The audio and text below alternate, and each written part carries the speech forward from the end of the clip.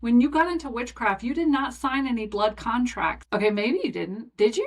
Oh my gosh. But I'm pretty sure if you did sign like a blood contract with like some deities or things like that, like you could just like renegotiate. You could sign a new blood contract. I don't sign blood contracts. You've got the magic working in you, it's flowing through you. There's no need to sign blood contracts for anything. Yeah, let's just throw that out there. Hey witches, welcome to Busy, Gritty, Inked and Witchy, a magical living podcast for the busy witch. I'm Morgan, eclectic witch of almost 25 years, Avalon priestess, and busy witch. Here we'll talk all things witchy, from current metaphysical happenings to my busy witch tips and tricks, and everything in the in-between. This podcast is my personal journey, filled with my knowledge, opinions, and unique way of looking at the world. Join me as I weave the magical and the mundane in every episode. Hey witches, welcome back to Busy, Gritty, Inked and Witchy.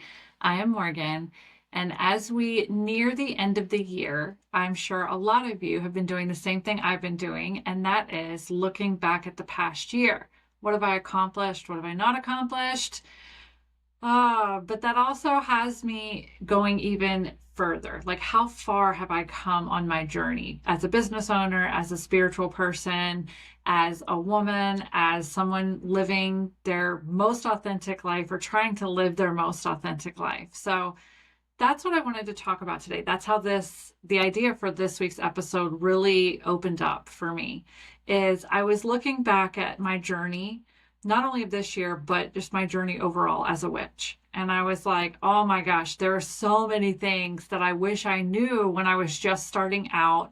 I wish I knew when I was a beginner witch that, like, if I knew back then and adopted, it would have just made the last 25 years maybe a little bit easier when it comes to magic.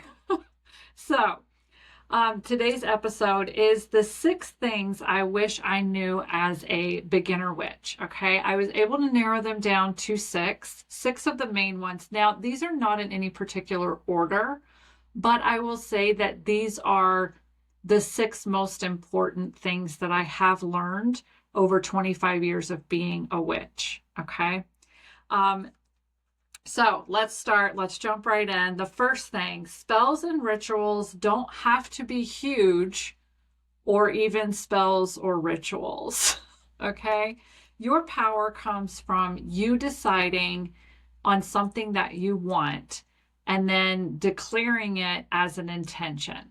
Okay. That's where your magic lies. That's where your power is. Okay. You decide that you want something to be a certain way, and that does not require a candle. It does not require an herb mix or an incense or a particular gemstone or the moon phase to be in a certain place, or you don't have to be in a certain zodiac sign time of year for any of that to happen. Okay. So a lot of us get into witchcraft thinking, okay, well, I want to do spells, I want to do rituals. So that means I'm going to always, like, I'm going to have a cute little altar and I'm going to have a candle on it. And when I go to do spells, I'm going to like do spells. And that's beautiful. Okay. That is absolutely beautiful. And if that is still something, like, whether you're a beginner witch or you've been practicing for 25 years, if that's something that you still do, then that is amazing. I want you to continue doing that because that's what brings you to life. Okay. For a lot of us though, we think we get into witchcraft thinking these things. Okay. I'm going to have to set up an altar. I'm going to have candles. I'm going to have to do this because every time I want to do something or every time I want something, I'm going to have to cast a spell. And eventually what happens is somewhere along the line, you end up manifesting something that you didn't even do a spell for. And then you were like, oh my God, is it really that easy? Can I really just declare something or set an intention and then that's magic? And the answer is yes. Okay. You don't have to do big, elaborate spells and rituals. If you want to, and if that adds energy to your intention, then continue doing it. But if you don't want to do big, huge spells and rituals, you don't have to.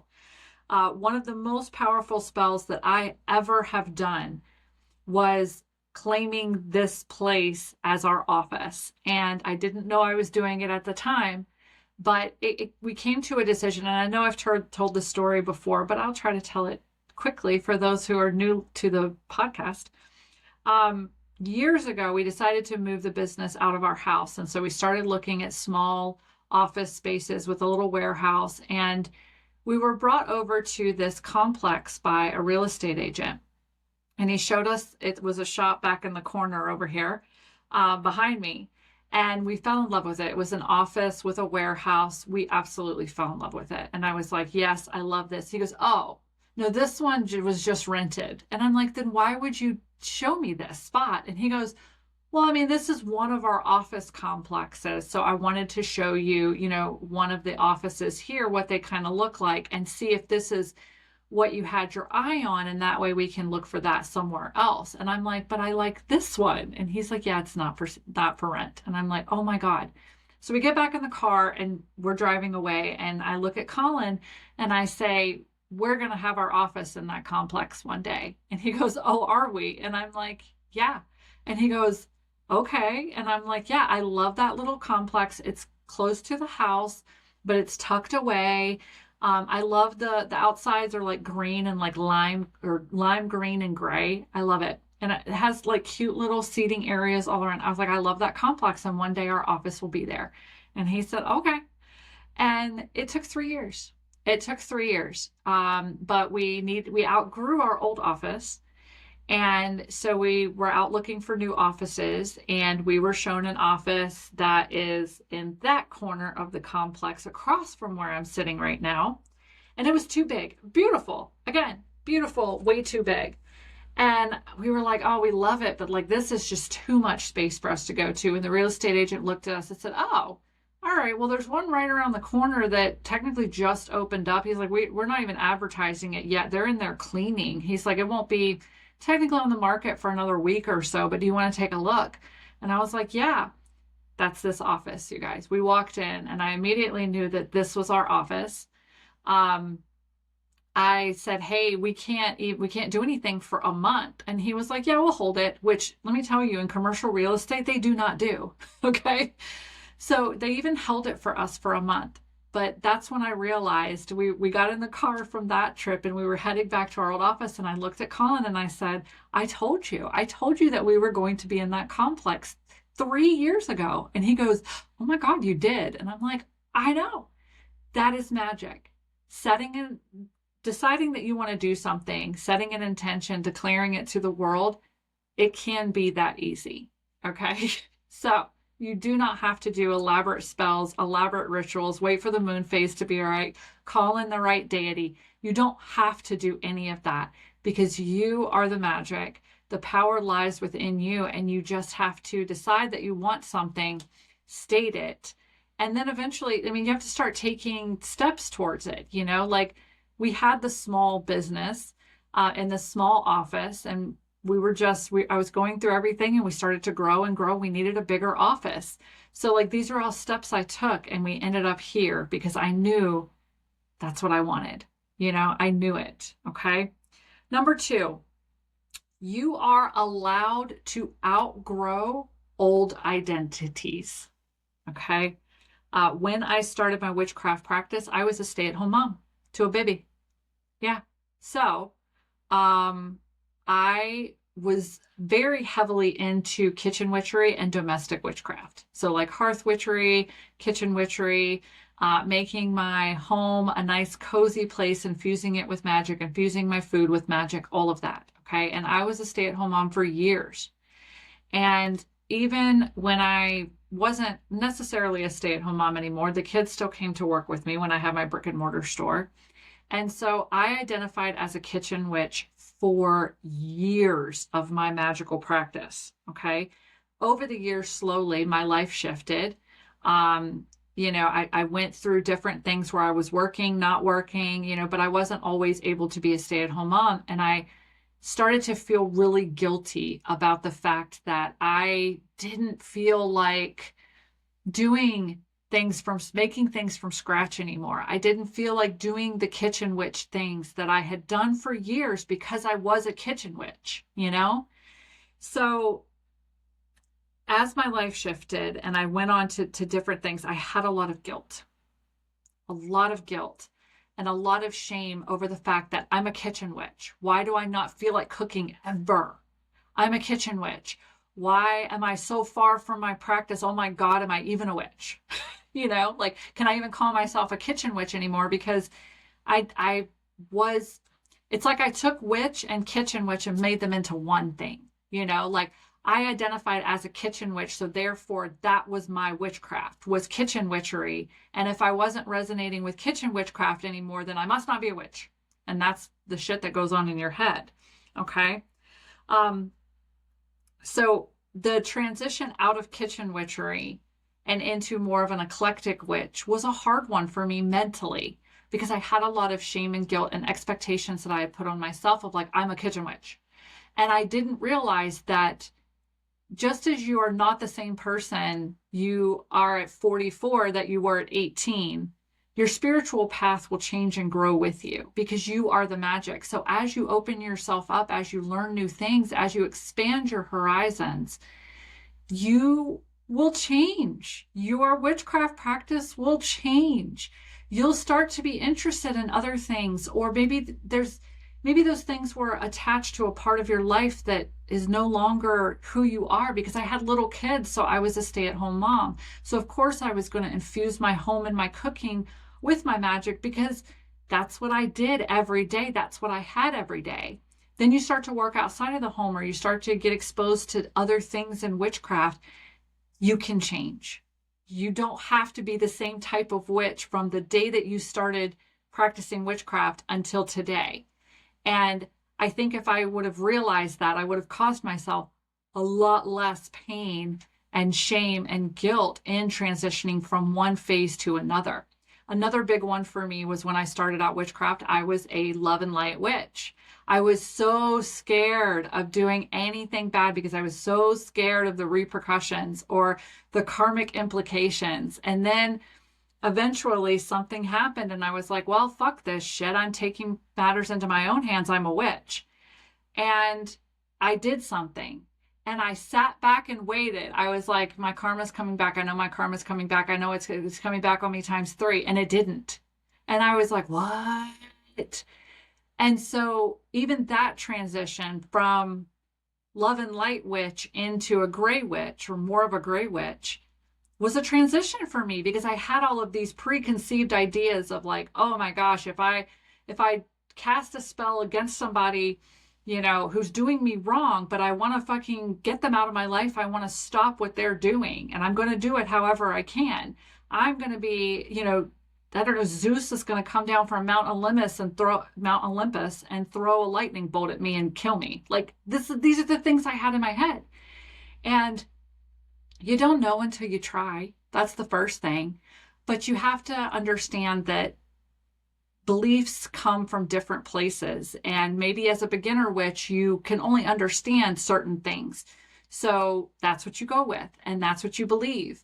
And it takes other things popping up for you to realize, maybe I don't always think like that. Maybe I think something different now. Okay. So release the guilt. Just embrace the next level, the next journey that you're moving on to.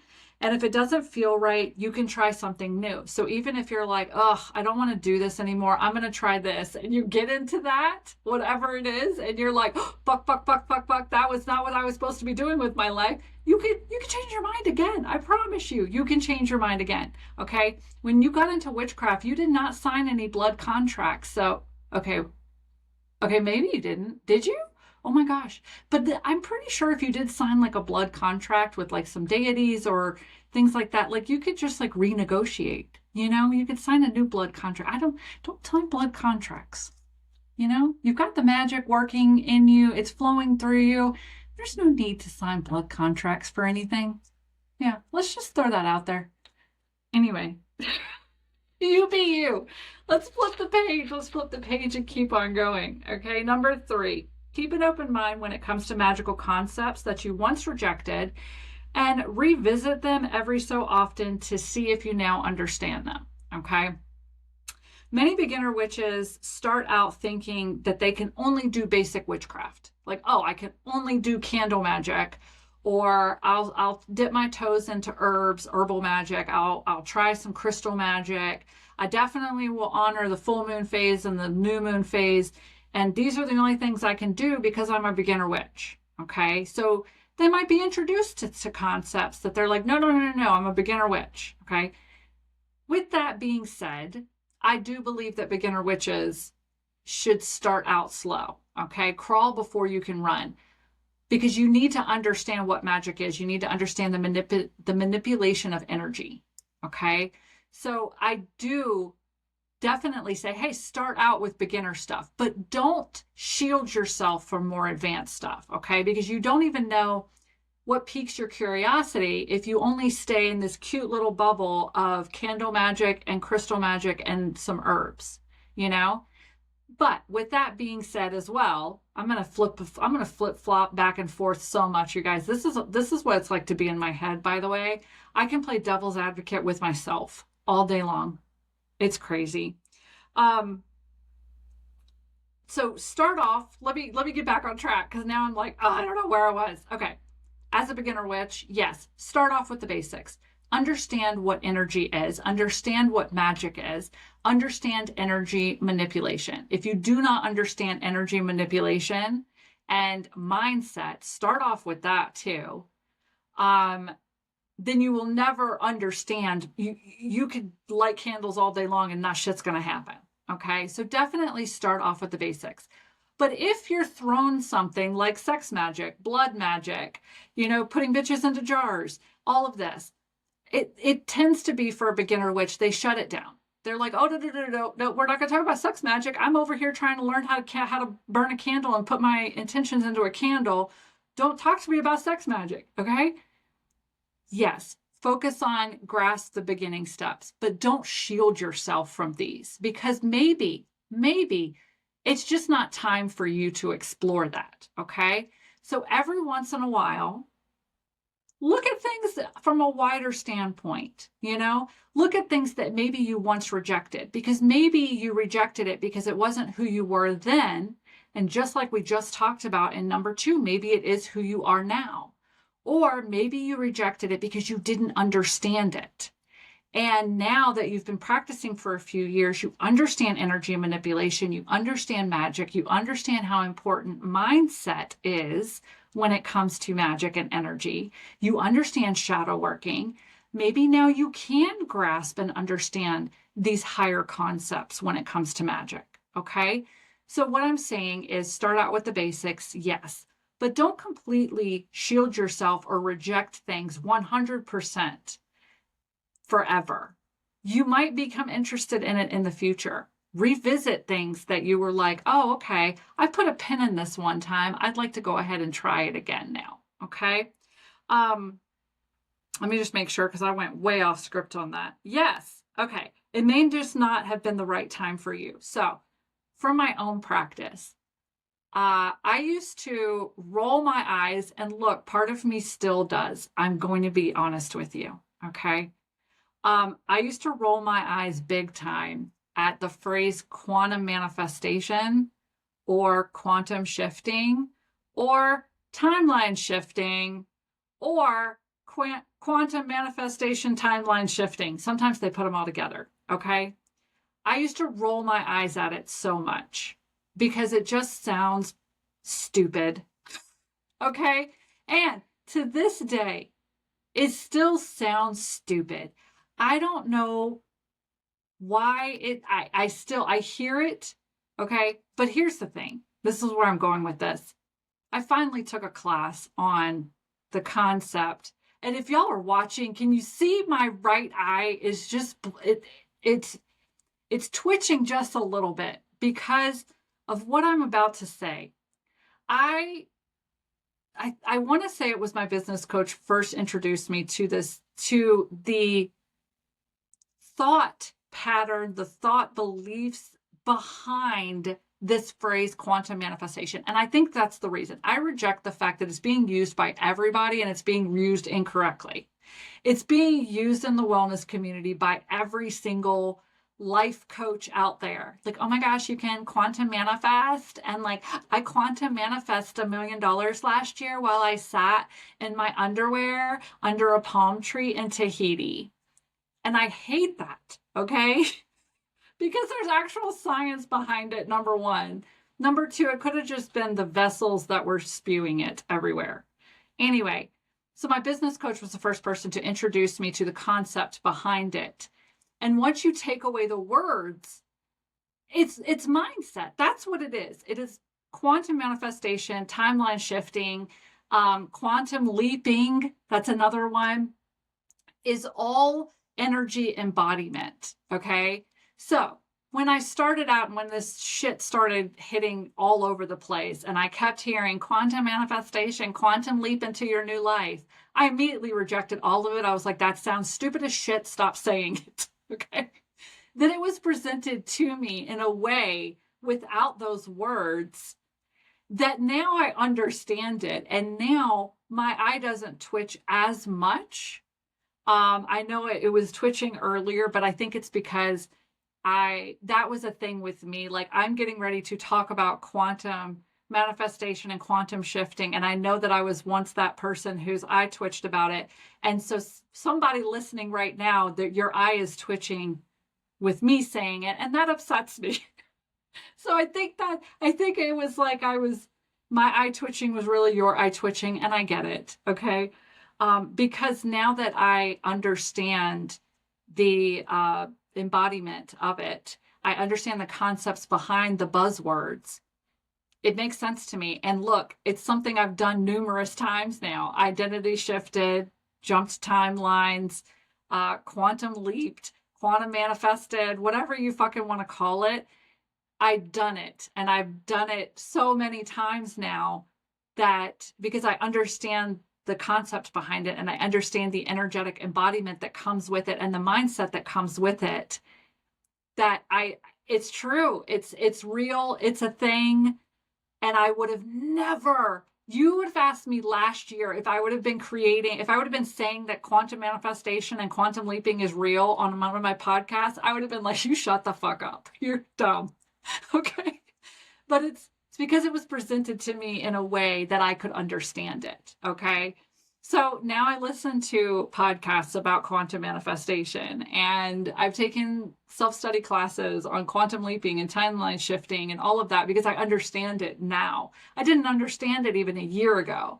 And it's human nature. If you don't understand something, you reject it. You're like, I don't understand you. Get out of my life, you know? So that's my story that goes along with keep an open mind when it comes to concepts that you once rejected. Revisit them. Just see if maybe they're given to you in a different way that you can understand and move forward with if you want to. Okay. Number 4, rest is sacred. Just got done with a lesson in the Ink Spirit Coven about this. That's what our whole month of December is sacred rituals of rest. Rest is sacred. I wish that I knew this as a beginner witch, but also as an 18-year-old human being, type A, that pushes and pushes, an overachiever. Okay. I thought as a beginning witch that I would want to do magic every day, right? Because it looks so cool. It feels cool. Oh my God, I'm a witch. I'm a witch. I'm a witch. I'm a witch. Yes.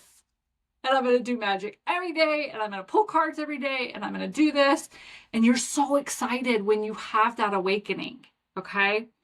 Then one day comes and you are spiritually burned out.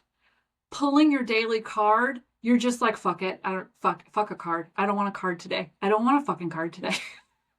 You know, the full moon is coming, but you're drained. You don't fucking feel like doing a ritual, even though you've done full moon or new moon rituals for years.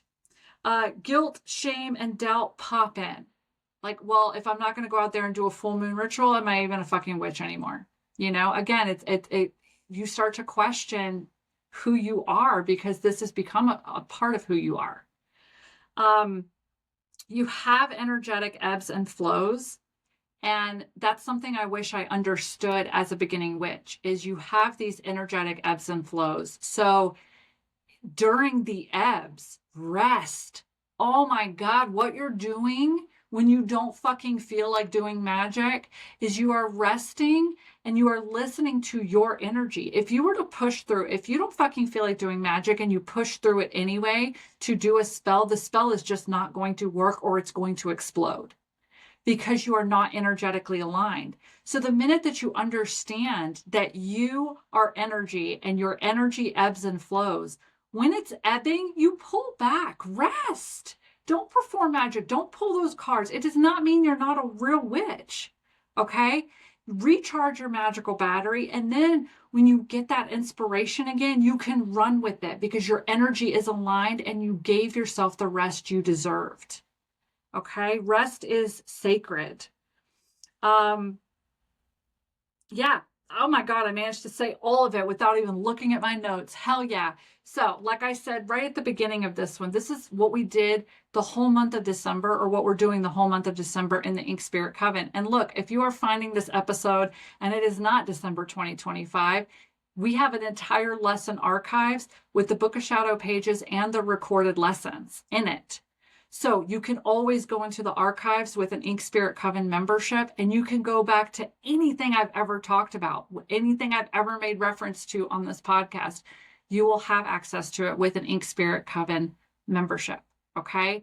So please head to inkedspirit.com now, and you can sign up for a membership. I teach a live lesson and a workshop every month. We have a sacred space, but it's 5 years of lesson archives now. 5 years. It's basically a magical library at your fingertips. You can dive into anything. We have tarot, astrology, familiars, deities, candle magic, putting bitches into jars. It's all in there. And we did sacred rituals of rest for the month of December.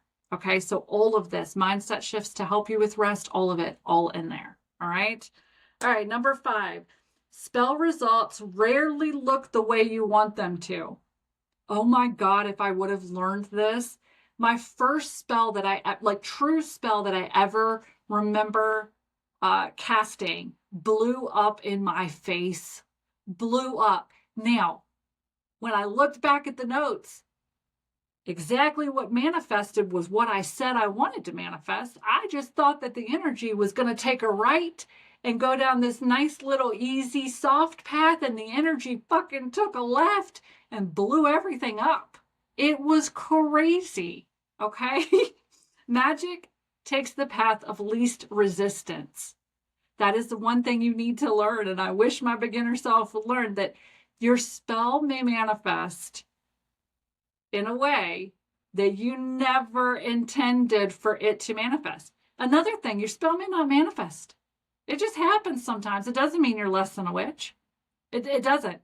So when you go to do a spell, you have got, if you can understand from the beginning of your magical practice that a spell is not going to manifest or may not manifest the way that you want to, or it may not manifest at all, it will cause you a lot of heartache down the line. Okay? Because magic takes the path of least resistance. So if you're doing a spell, for example, you're like, oh, I just have a lot of money issues right now. It would be really great if I could get a promotion at work, and that would give me more pay. I need a raise at work. So you do a money spell to do a raise at work. But what ends up happening is you lose that job, and then you end up getting a job more aligned with you at higher pay. But you have those couple of months of what the fuck am I going to do with my life because you're in between jobs. In the end, look, you have a better job that's more aligned with you and pays better. And that's what your spell was for, was that you wanted a raise at work. The months in between were fucking crazy as shit. But what if you secretly, you get out of that job and then you realize, oh my God, I fucking hated that job anyway. Right? Your manifestations happen to your highest good, or for your highest good. So you may not even understand that. You may not understand that this job is draining the life force from you. And the best thing for you in the long term is to not have this job anymore, and to have one that is more aligned with you at a higher pay that you're happier doing. But you don't even think of that as a possibility when you cast the spell. All you can see as a human is what's directly in front of you. So you're like, I have a job, I hate it, but if I could just get a raise at that job, it would solve some of my problems. So let me do a money spell to get a raise at work. But what you secretly wanted was a job that was more aligned with you, that paid you what you were worth. So this job didn't do it. The universe said, we'll get that out of her way anyway. And yeah, you had a month or two, a couple of months of what the fuck. But hey, now you're more aligned. So spells may not manifest the way you want them to. Yeah. And number 6, last one. Oh, this was a fun one to learn. Okay. Your spiritual side is a huge part of you. So nurture it. Okay. If you have been called to witchcraft, then you have an inner witch within you who wants attention. Okay. If you have had that spiritual awakening into the path of witchcraft, into a Wiccan path, into an Avalonian path, into a Norse pagan heathen path, whatever it is, if you have had that awakening, you have a little witch inside of you who has been talking to you, who's been trying to get attention, and finally, a movie, a book, a something sparked your attention, and she got in. She got out just a little, okay? And you were awakened. You feel the witch inside of you. You love her. You love her. You love where you're going. You love the witchcraft path, all of this, okay? You've awakened the little inner witch within you. If you ignore that bitch, she will ruin your life, okay? I want to say that this is almost spiritual law, okay? Okay?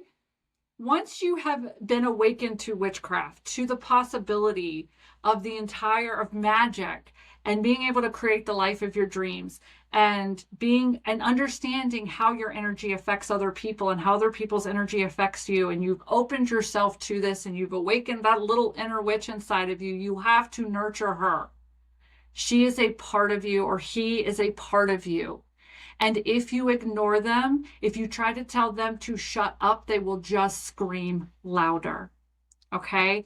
And then if you continue to tell them to shut up, they will fuck your life up so that you listen to them. I truly believe this. Okay?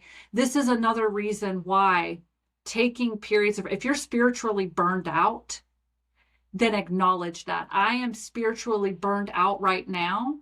I understand that I am a witch. I will always be a witch. Stepping away from my witchcraft practice does not mean I'm not a witch. I just need a break. I'm overloaded. I'm overstimulated right now. So you're still there. I still love you, little inner witch. I'm just going to take a break for a little while and I will be back. It's just to recharge my magical battery. That keeps them happy. Okay? You can tell them that. You set that intention, you rest, you step away from your magical practice. That's fine. But if you have been awakened spiritually, you can't unawaken yourself. Once the inner witch has been awakened, she cannot be shut up. Okay? And this happened to me when I tried to walk away from my spiritual path.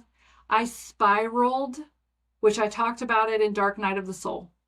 I spiraled so far, my life was unrecognizable. Okay? And once I put myself on solid footing again, that's when it hit me. I miss myself. I miss my inner witch so much. I miss talking with her. I miss letting her out and having her do spells and do fun shit. I miss embodying witch energy. And that is when I not only realized it, but I said, you know what? I can never, ever, ever ignore her again or push her to the side again. I am a witch. I am a witch. It's always been a part of me. Like, it has been a conscious part of me ever since, and my life has been completely different. So I truly believe that if you have been awakened by witchcraft, even just ever so slightly, if you're finding this because you are a beginner witch and you have that little spark alive inside of you, I do believe that if you try to squash it or tell it to shut the fuck up, it's going to just scream louder. And what level that it screams at or what level that it fucks shit up for you is up to you, you know? I kept trying to tell her to shut up. Like, shut up. shut up. I'm not a witch anymore. This shit is bullshit. Da, da, da. I had a, crisis, an identity crisis. It was my dark night of the soul. If you have not listened to that, go back and listen to that episode. It was just a few weeks ago. Once I acknowledged that being a spiritual person, being a witch is my identity, is a huge part of my identity. Once I accepted that and I constantly nurture her, my life, it's been forever changed. Okay. So not everyone is spiritual. I live in a house with 2 people, and then you count my daughter, 3 people who are not spiritual at all. Spirituality does not awaken in everyone. And this is true for Christians. This is true for pagans. This is true for everyone. Spirituality is not a part of every human being. So that's why I fully believe that whatever it is that has made you feel alive and has sparked interest and vitality within you, it was meant for you. And if you ignore it, whatever it is, I mean, we're going beyond witchcraft here. I'm giving you life advice that I've learned. If anything lives within you and makes you feel alive and has that spark, the more that you tell it to shut up or try to say, oh, it doesn't exist, it's going to scream louder and louder and louder at you. And if you continue to tell it to shut up and push it down, it will fuck up your life to get attention. All it wants is attention. It's basically a toddler and you're on the phone. That's how you have to think of anything inside of you that gives you that spark. Anything inside of you. This can be a career dream of yours. This can be a type of person that you want to spend the rest of your life with. Not a specific person, but a type of person. This can be your spirituality. You have to think of them like a toddler who wants your attention when you're on a phone call. They're going to do whatever it takes. And they started out really nice, like, hey, can you pay attention to me? And you're like, no, I'm busy right now. Okay. What happens? They end up drawing on the wall because, or they end up climbing up a bookshelf. The bookshelf falls over. Now you got to go to the hospital. You got to hang up that phone call and go to the hospital, see if the kid's okay. This is what happens inside of you. That's with anything that you try to deny and push down. Okay.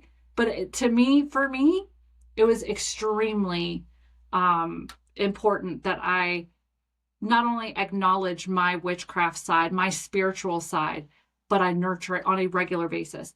And like I just said, you can tell it, hey, I'm taking a break for right now. I'm spiritually burned out. Talk to it. I stand in the mirror and talk to my witch, my inner witch. Okay? Because I am her, she is me.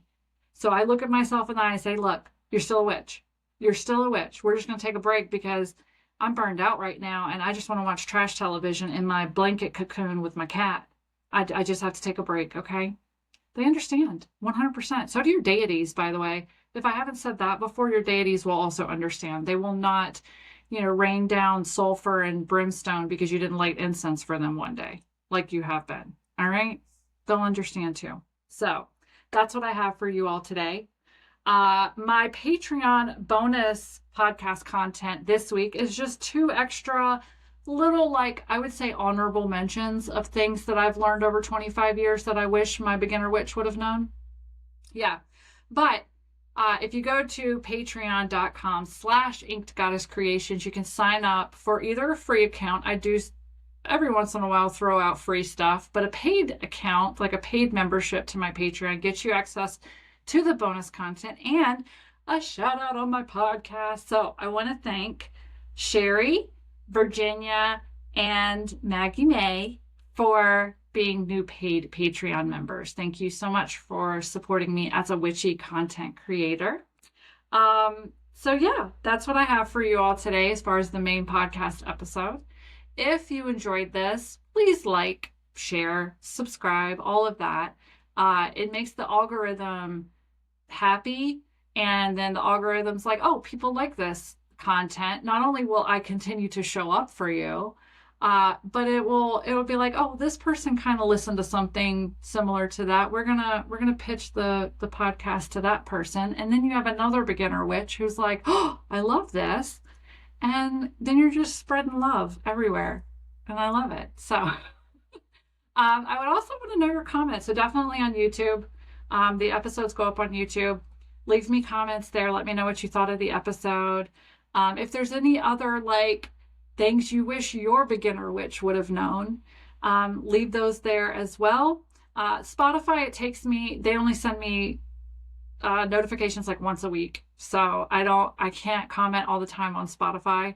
But I do definitely comment on YouTube. And the sound bite goes up on Wednesdays on my Instagram and my TikTok. But look, I'm gonna let y'all know real quick here. TikTok, this new algorithm for the American audience, and if I'm using quotation marks for those that are just listening, um, my views have absolutely plummeted on TikTok, and it's not something I care to fight with. I don't fight with algorithms, by the way. That's just a part of my personality. Um, so I don't know how much time I spend on TikTok anymore either. So your best bet is to leave me a comment on Instagram, on a post on Instagram, or on YouTube. So, but I want to thank you all for listening, for being here. Oh my gosh, so that I can share my knowledge, I can share my journey, all of that. It means so much to me. So thank you so much for being a listener, and I will see you all next week. Bye.